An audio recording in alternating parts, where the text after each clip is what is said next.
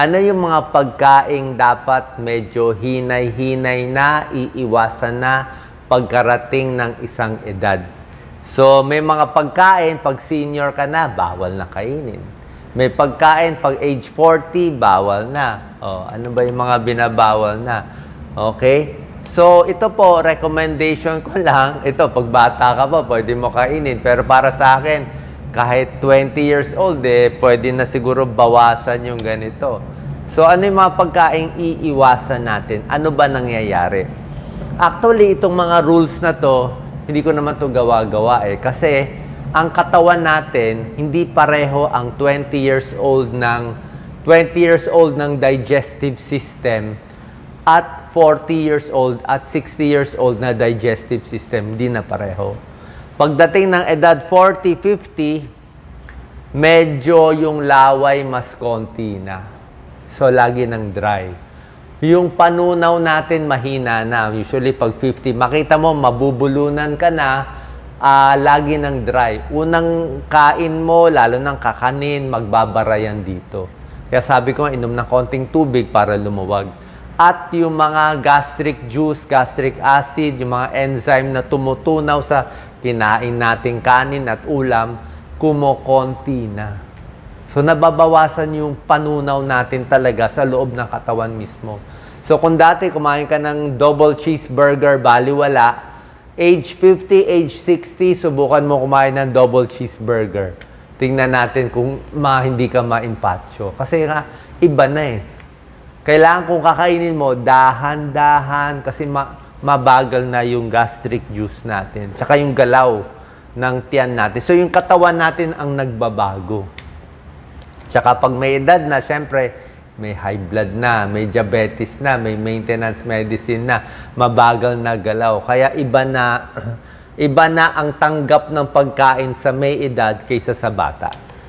Okay, 12 foods na medyo ingatan na natin. Number 1, yung mga nakakabara, nakaka-choke na pagkain. Ano ba to? Ako, siguro, pag bata pa kayo, hindi nyo pa ma-experience. Hindi mo napapansin, minsan, unang subo nyo, ayaw na bumaba. Ayaw na bumaba. Sasabihin na iba, nako, Doc, baka may cancer na ako dito sa thyroid, ayaw na bumaba. Pero, minsan, dry mouth lang Mas dry yung mouth natin, kaya maraming tubig inumin.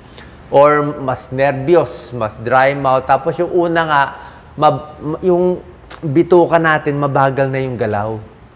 So, pwedeng magbara yan, lalo na yung mga, kakanin, di ba? Mga, kutsinta, bibingka, kahit yung mga prutas, mga melon, yung melon na malalaki, biglang kain mo, o minsan orange, magbara dito, o popcorn, magbara.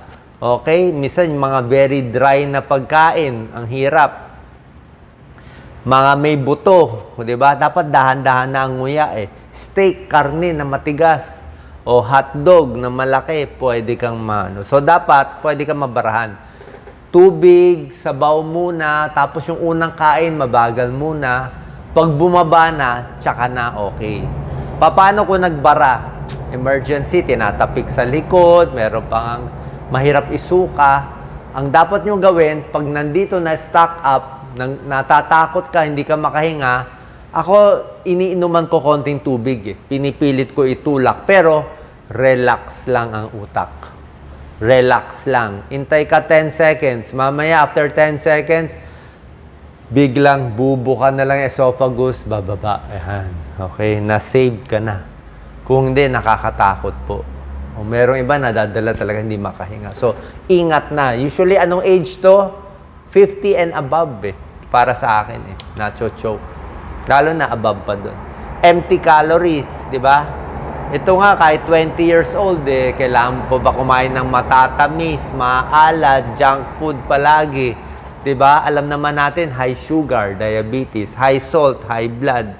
Di ba? High calories, nakakataba. So, ito, kahit edad 20s pa lang, iwas na tayo. O, hinay-hinay na. Hilaw na pagkain. Okay, hindi ko nalagay lang dito. Mga kilawin, hilaw. Sushi, hilaw. Manok na may dugo. Beef or pork na may dugo pa. Lalo na steak na medium rare. O, ano problema? Kasi minsan, may mga bacteria, may mga infection, may mga parasite, may mga bulate yan. May beef tapeworm, pork tapeworm, fish tapeworm. So, pag natsambahan na hindi maganda yung source, pwede ka magkaroon ng serious food poisoning. Pwede ka magtae. Okay? Talaba, tahong. Minsan may red tide. Maraming mga red tide dito sa atin. Matsambahan ka, maparami kain mo, pwede ka ma-food poisoning, magtae ka talaga in 5 days, 7 days, tuloy-tuloy pagtatae mo. Ang point is, pag ang edad 40, mas bata, nagtae, malamang mabubuhay siya. Pero kung 50, 60 years old ka na, may sakit sa puso ka na, tapos tatamaan ka ng food poisoning, delikado, may namamatay. Sa Amerika, marami namamatay. Listeria, food poisoning, third leading cause of death of food poisoning in the US. Dito sa Amerika, yung nasira na pagkain, gatas na nasira, o yung hindi pasteurized. Di ba tayo minsan mahilig galing sa kalabaw, di ba? Hindi na, ang pasteurized parang iniinit nila yan, patayin mo na yung bacteria. O baka hindi nyo nilagay sa ref yung pagkain, di ba? Tayo, umaga, tanghali, nakalagay lang yung pagkain, sira na, panis na. May mga prutas tayo dyan, minsan may mga pakwan na aarawan. Pakwan, may hiwa na. O binuksan mo, pag kinain mo, iba na yung amoy, malansa na amoy, so sira na siya. Okay? Hindi nalagay sa ref agad. O yung mga hindi niluto, mga smoked fish o mga sausage na hindi niluto, so delikado po. Dapat lutong-luto.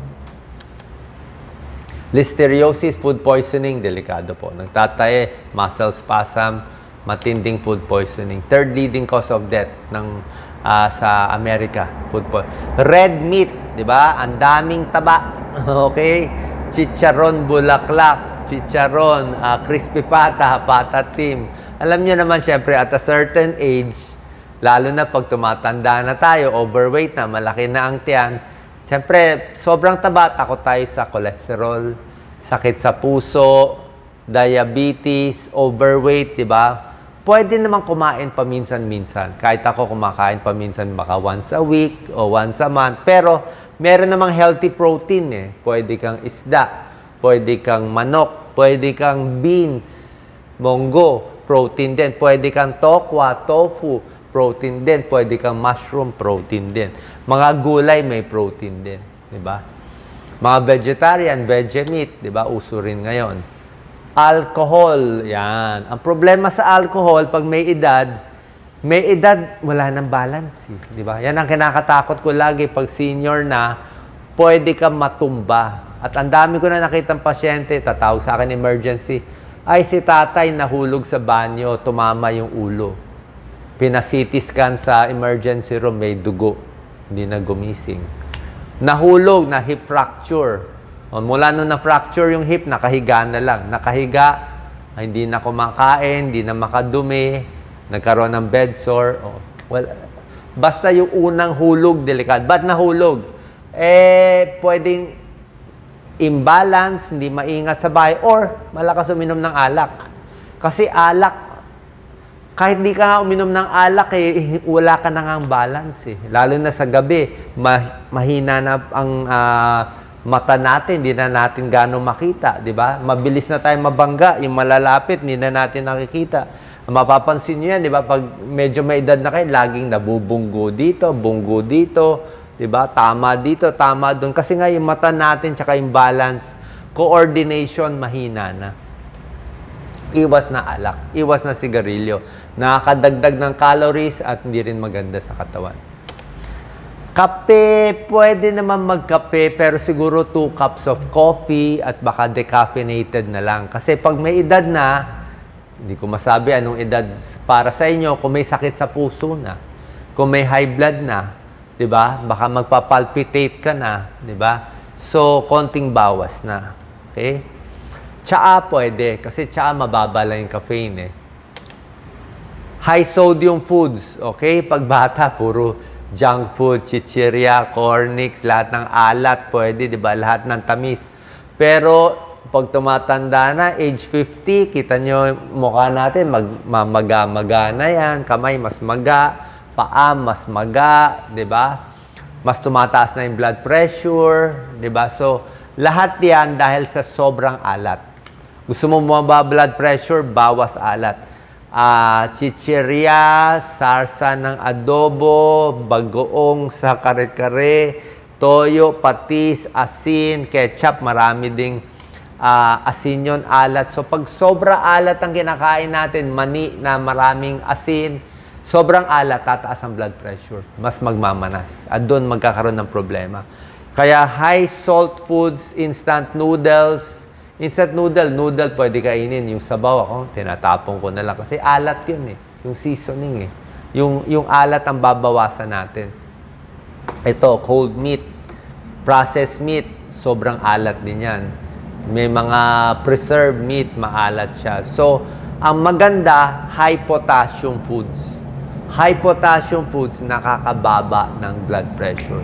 High potassium foods nakakabawas ng salt, asin sa katawan. Saging, prutas, orange, mga lahat yan. High potassium foods. May mga gulay na high potassium foods. Prito.